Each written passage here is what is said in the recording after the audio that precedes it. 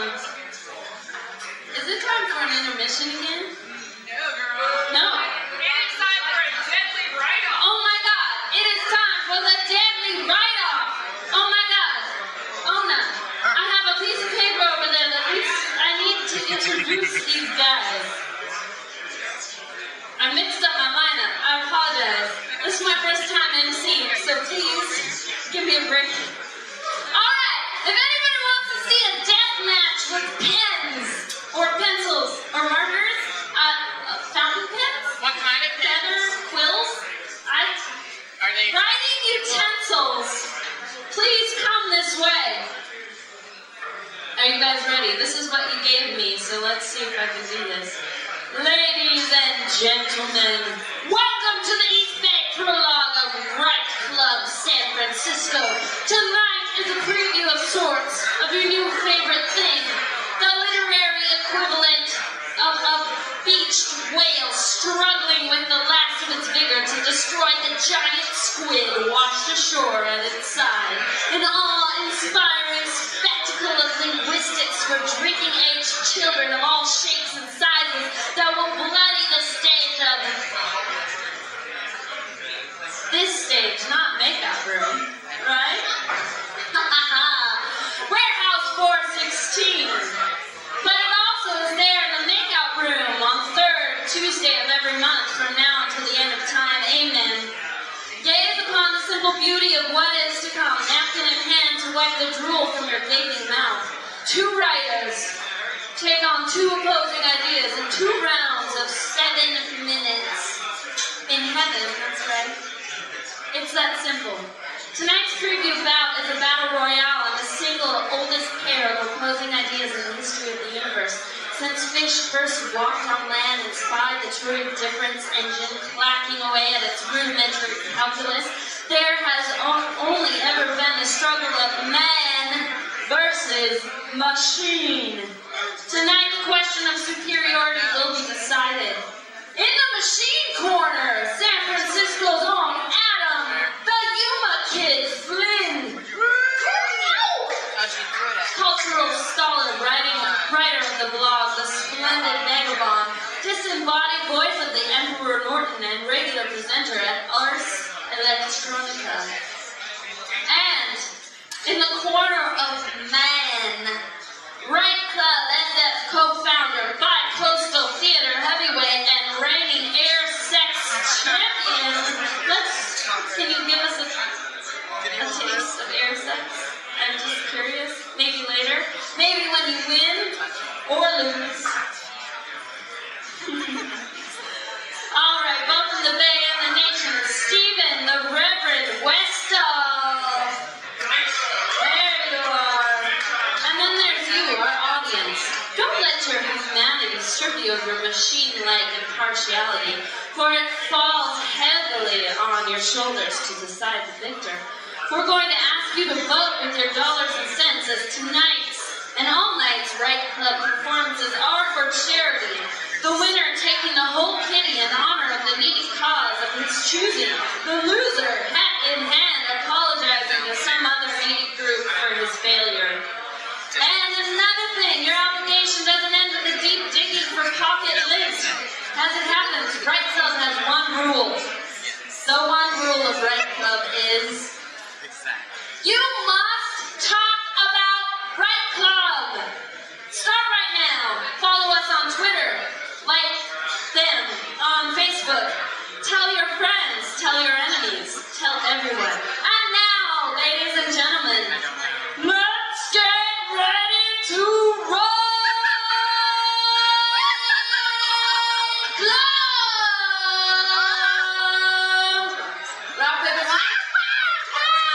Rock, paper, scissors, choose the death. I mean, no. Okay. Oh, they know each other too well. They know each other way too well. Oh, he has bested you yet. I will allow you to go first, Adam. Nice. The first step of the battle of man versus machine is adjusting the microphone.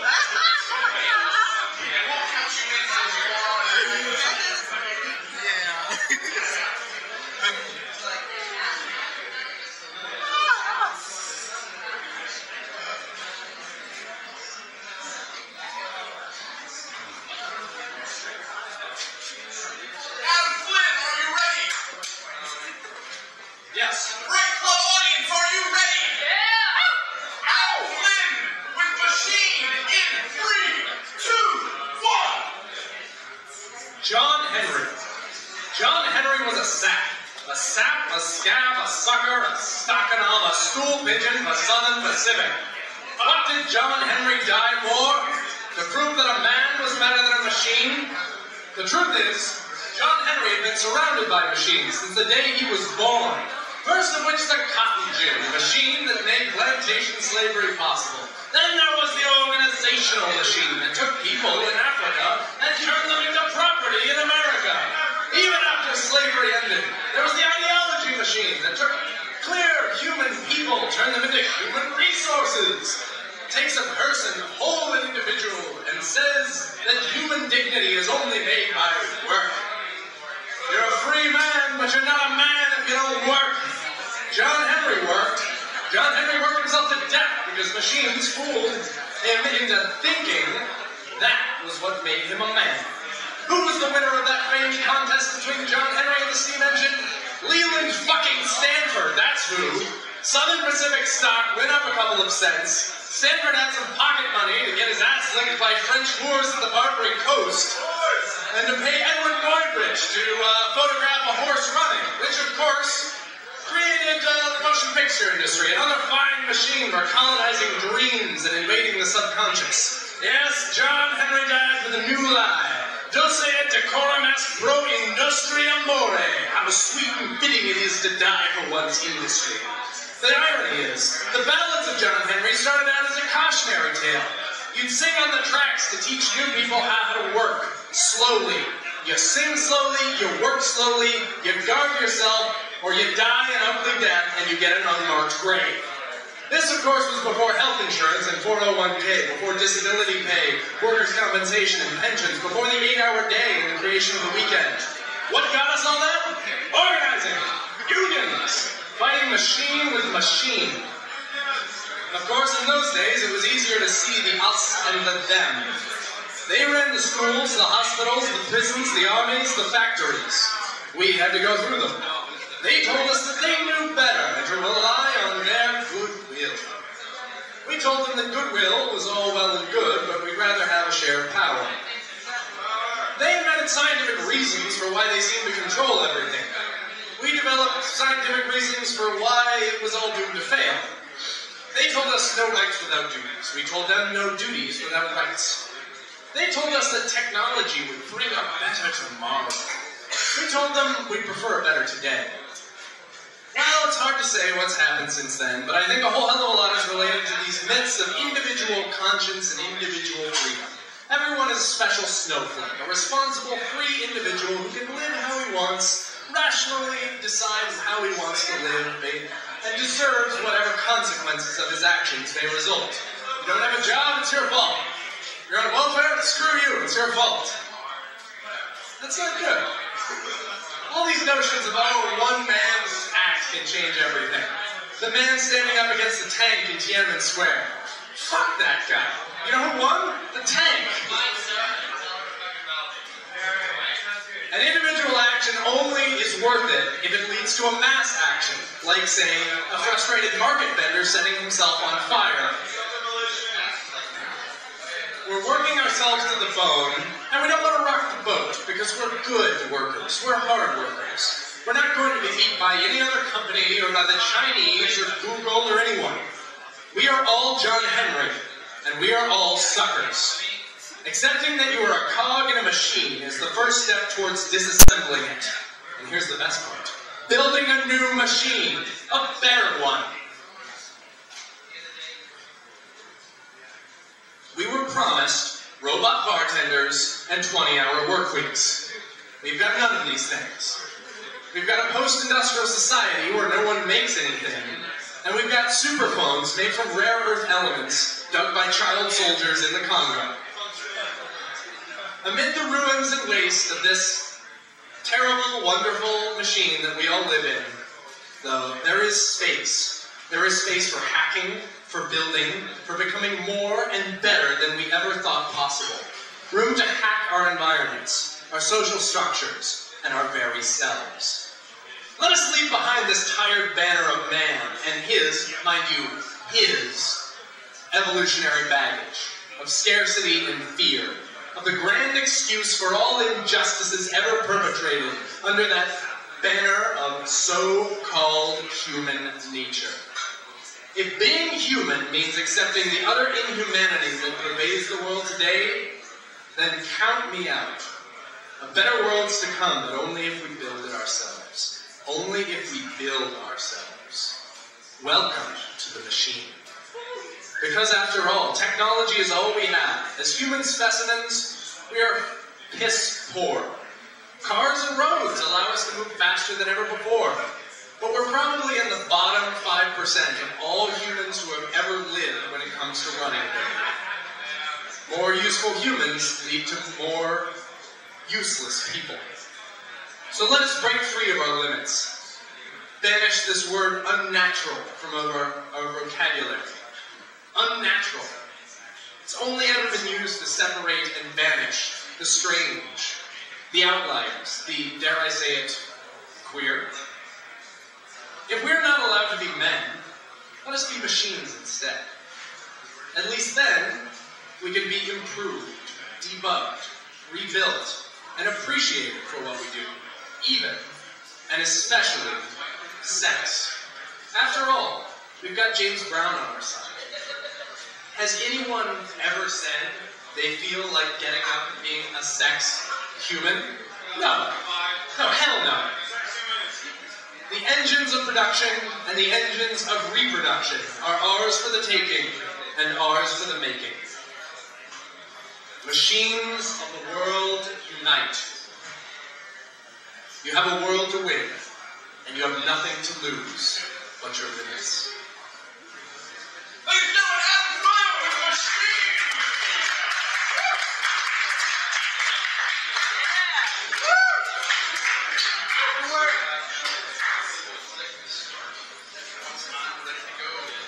Ladies and gentlemen, give it up one more time for Adam Flynn with Machine!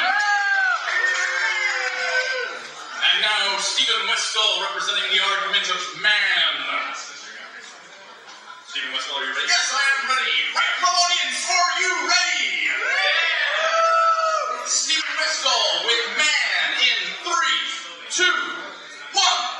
Ladies and gentlemen, I come here tonight to sing the praises of the Homo sapien, man. But I digress for just one moment, digression being the better part of valor, as well as the saving grace of flawed communication. Human communication, actually, of which the primary fallacy is the assumption that communication has actually happened. But back to my original digression. I use the term man tonight without the intentional exclusion of women. Tonight, and perhaps beyond tonight, we are all one, for the sake of argument. Not that I am trying to argue with all the ladies here tonight, or one of you, but not that I wouldn't happily debate with anyone present. I view debate as a very healthy form of communication. Though I'm still not trying to pick a fight with the ladies when I say man and not woman. Let us hold for a moment now in our collective mind's eye the image of our common genderless fetal form. For we all were once a simple zygote born of sperm and egg. I tell the tale of the clitoral orgasm in the male nipple, of Adam and Eve and their unacknowledged hermaphroditic sibling, of the origin of love. Man, the beast with 2 or more backs. Let that which sexual dimorphism has ripped asunder now be reunited in service of our war against the machines. I ask now that all gathered representatives of mankind, mankind, turn to a nearby stranger, someone with whom you are unacquainted, and repeat this phrase. I am being completely honest when I tell you that I am lying. Now, please note if that same stranger begins to shudder, spasm, or emit smoke from their ears, this simple verbal contradiction should be sufficient to short-circuit the logical processors of all the incognito androids present here tonight. And I know you're out there, you cold, calculating, heartless bastards, and my apologies to the natural human stutterers, convulsives, or smokers who are wrongly accused of being a robot. For this sake, let me identify our enemy. Firstly, I have not come here to condemn tools. Where would modern man be without our forebears' ability to cut, shape, fashion, measure, guide, hunt, write, and ignite fire? Our fight is not against the hammer or the nail, the bow or the arrow, the fork or the spoon or the spork. We should not feel threatened by the Swiss Army knife or the Leatherman multi-tool. Man, monkeys, apes, dolphins, sea otters, elephants, even birds and octopi, we are all tool users, all of us. Man having the unique developmental privilege of using tools to actually make other tools. Secondly, where would we be without musical instruments? I mean, imagine the joys of the world that would vanish without the drum, the flute, the harp, the xylophone, the music they create, the dances they inspire. Whether it's a vibrating stretched membrane, a chamber of air, a tension string, or the body of the instrument itself, man makes music, and music is the fruit of love. I'll move on. Thirdly, I do not wish to speak ill of the simple machines. The useful lever, the well-rounded wheel and supporting axle, the industrious pulley, the utilitarian screw, the classic wedge, and the immovable inclined plane. These are simple building blocks which allow man to exert his will upon nature around him. What is a bicycle, save for two wheels and some levers and pulleys? Obvious and elementary components married together to form a mechanism which man can use to labor and task for himself. These machinations are simple, basic, and dumb. None of them are complicated machines. None of them are evil.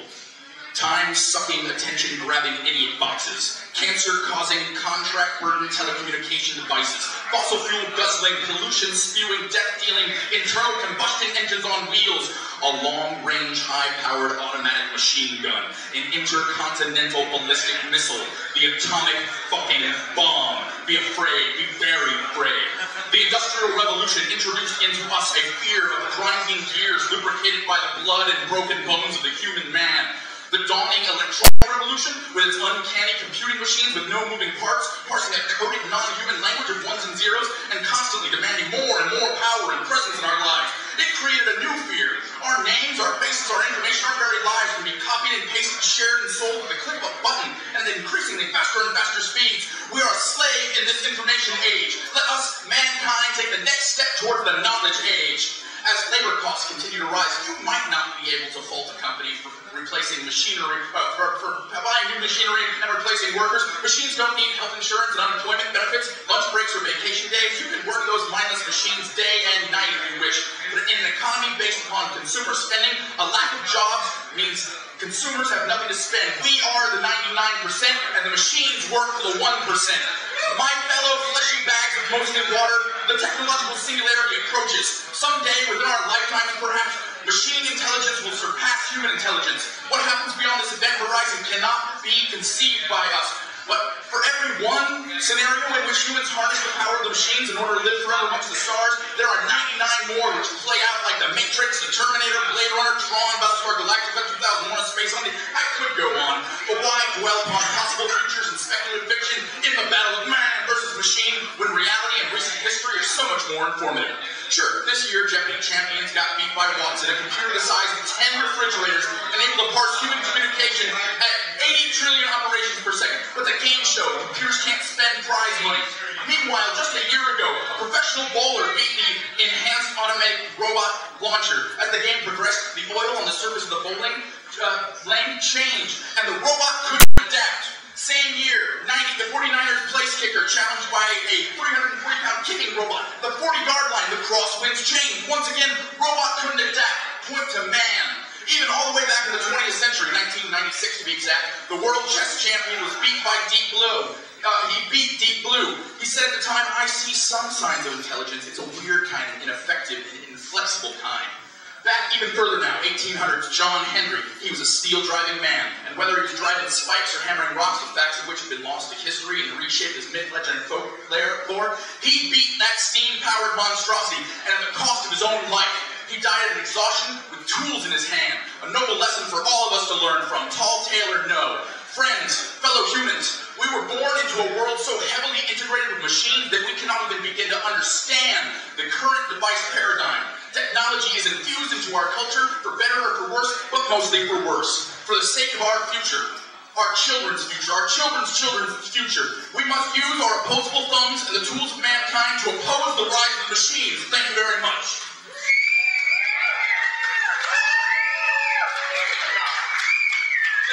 You have just witnessed the very first performance of Right Club in the Bay Area. It was launched in Chicago. It is now going to start every third Tuesday at the Makeout Room. Normally we would ask for big rounds of applause right now to determine which was the winner, but tonight we're going to ask you to go ahead and donate in order to get our art organization kickstarted. Your pocket change, your $1 bills. If you thought man should win, put it in the man jar. If you thought machine should win, put it in the machine jar. We will donate everything we make tonight to the non-profit of the winning writer. Thank you very much. We've been Right Club.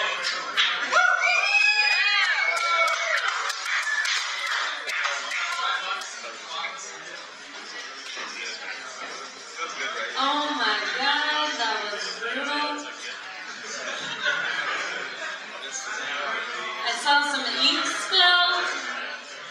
I saw